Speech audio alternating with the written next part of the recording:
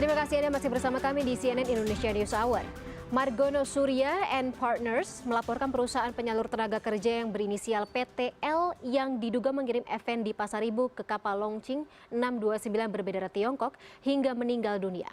Pelapor menilai perjanjian laut antara FN di Pasaribu dengan PTL bermasalah.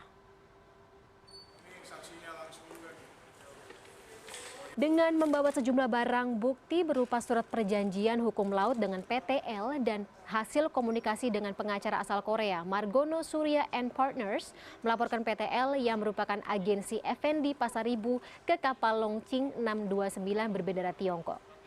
Margono Surya and Partner sebelumnya dihubungi oleh pengacara publik Korea Selatan, Jong Chul Kim, dari organisasi APIL atau Advocates for Public Interest Law terkait tragedi yang menimpa 4 ABK WNI yang meninggal.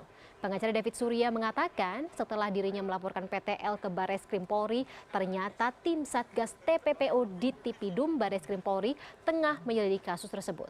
Pihaknya hanya akan menjadi saksi yang memperkuat penetapan tersangka. Jika melihat perjanjian yang dibuat dengan kapal Longqing 629, rincian gaji untuk korban per bulan adalah $50 jika kapal sudah bersandar. $100 dititipkan ke kapten kapal dan $150 akan dikirim ke keluarga di Indonesia. Namun tidak ada pihak keluarga yang menerima uang tersebut. Alat bukti tadi yang saya sampaikan, satu komunikasi saya dengan Jong Chul Kim ya, melalui email. Lalu komunikasi saya dengan law firm di Korea juga melalui email. Lalu ada perjanjian kerja laut dari almarhum FND Pasaribu. Ya. Dan untuk ketiga almarhum yang lainnya saya belum mendapatkan perjanjian kerja lautnya. Jadi saya belum bisa menjawab apakah mereka di bawah satu agensi yang sama atau bukan. Tapi saya yakin tim Satgas TPPO akan melakukan penyelidikan dan penyidikan ini dengan seksama. Baru nanti kemudian kalau saya dapat informasi lebih lanjut baru saya bisa sampaikan.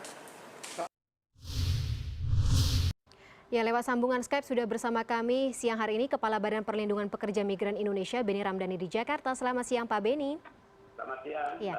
Pak Beni, ini para WNI ABK yang bekerja di 4 kapal Tiongkok sudah kembali ke Indonesia ya. Dan bagaimana hasil koordinasi BP2MI dengan para pekerja terkait hak-hak dan juga gaji mereka? Yang pertama ya, terkait kedatangan 14 ABK kemarin di Bandara Soekarno-Hatta, BP2MI sudah menugaskan UPT BP2MI Serang untuk menjemput ya, dan kemudian Mabes Polri melalui Barreskrim mengkarantina para pekerja atau ABK ke rumah penampungan trauma center ya milik Kementerian Sosial, dan di sana tentu hukum bekerja Barreskrim Polri sedang melakukan pemeriksaan secara bersama, dan memang ini yang kita dorong.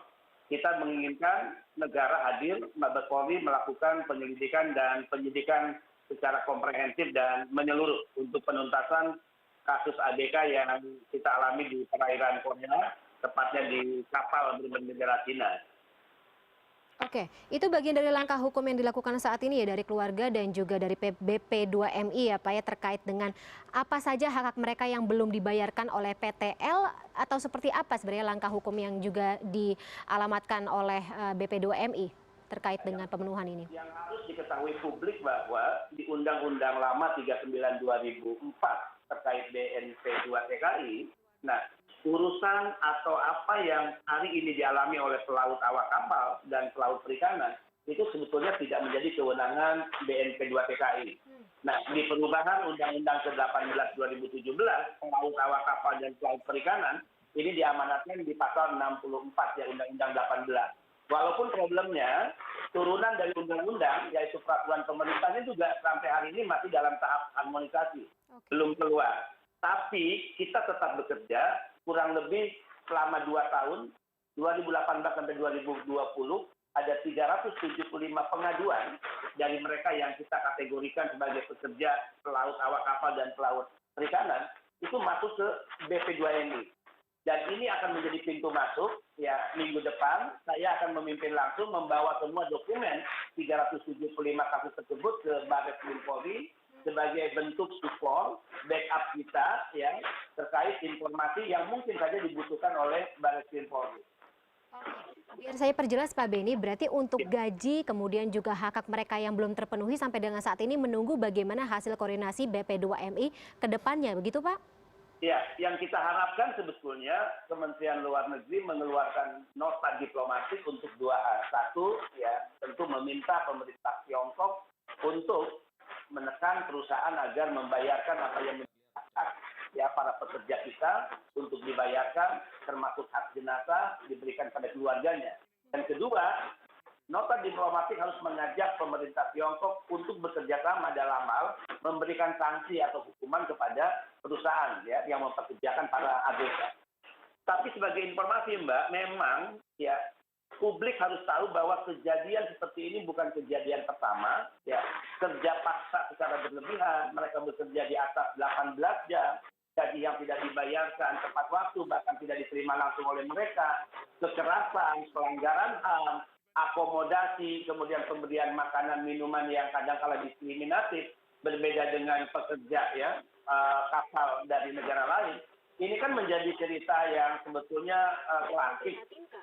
Dan ini harus jadikan momentum sebetulnya negara untuk hadir. Dan BP2MI tentu sebagai representasi negara akan hadir memberikan perlindungan yang sungguh-sungguh, melindungi setiap pekerja, ya termasuk ABK dari ujung rambut sampai ujung kaki, karena ini sudah menyangkut merah putih, ini sudah menyangkut dignity negara bangsa Republik kita. Nah, Pak Beni berangkat dari keprihatinan tersebut, Pak, dari Amnesty, banyak pihak yang menyayangkan gitu bagaimana ini bisa sampai terjadi dan ternyata kasus-kasus tersebut ini banyak sekali yang terjadi ya, Pak, ratusan kasus yang masuk ke laporan BP2MI. Nah, tidak hanya Amnesty International tetapi juga tadi Serikat Pekerja Migran, kemudian juga pekerja perikanan, ini mengatakan pengawasan ini bisa dikatakan lemah gitu, banyak perlu perbaikan. Dari BP2MI sendiri tanggapannya seperti apa, Pak? Ya tadi ya dari sisi kewenangan awalnya kita tidak memiliki, kemudian di undang-undang baru masuk menjadi kewenangan kita. Nah problemnya peraturan pemerintah kan belum keluar hingga hari ini. Tapi jadikan ini sebagai momentum negara untuk melakukan pembenahan ya dalam hal governance tata kelola perekrutan pekerja migran atau ABK dalam hal ini, kemudian juga pelindungan. Nah ini penting untuk semua pihak duduk satu meja, melepaskan ego sektoral dan meletakkan kepentingan Republik Merah Putih itu menjadi kepentingan yang lebih besar di atas segala-galanya.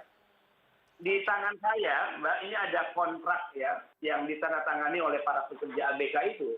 Ini sangat memprihatinkan. Misalnya gaji mereka itu tidak lebih dari 150 sampai 250 dolar per bulan.